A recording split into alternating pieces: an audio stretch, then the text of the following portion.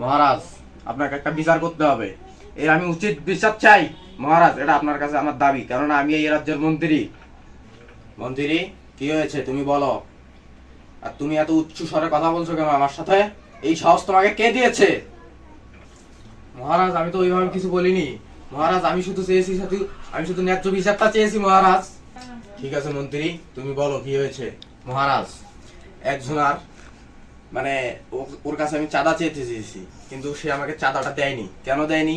আমি তাকে যখন জিজ্ঞাসা করলাম, সে বললো আমাকে যে আমি চাঁদা দেবো না, কেননা এই রাজ্যে আমি আর বসবাস করবো না, সে রাজ্য ত্যাগ করতে যাচ্ছে মহারাজ।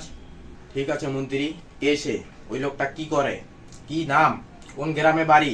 কারণ আমার এখানে প্রায় 12টা রাজ্য আছে, এই 12টা রাজ্যের মধ্যে কোন রাজ্যে সে বসবাস করে তার ঠিকানা আমাকে দাও। কেন সে ত্যাগ করতে চাচ্ছে আমার এই রাজ্য, আমার এই প্রাসাদ ছেড়ে? কেন সেটা আমাকে বলো মহারাজ, আমাকে খবর দাও। মহারাজ, আমি ওনাদের খোঁজে গিয়েছিলাম, কিন্তু দুঃখের বিষয় হচ্ছে মহারাজ, তিনি পালিয়ে গেছে, ইভেন তার ফ্যামিলি সহ, তার পরিবার সহ এই রাজ্য ত্যাগ করেছেন। মহারাজ, এখন আপনি বিচার দিন, এখন আপনি অনুমতি দিন, আমি কি করতে পারি মহারাজ?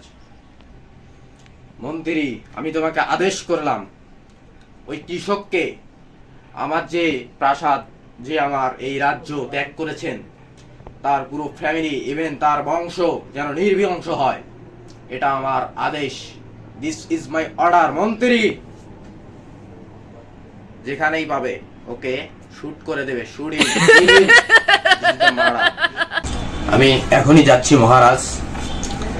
জয় মহারাজের জয়।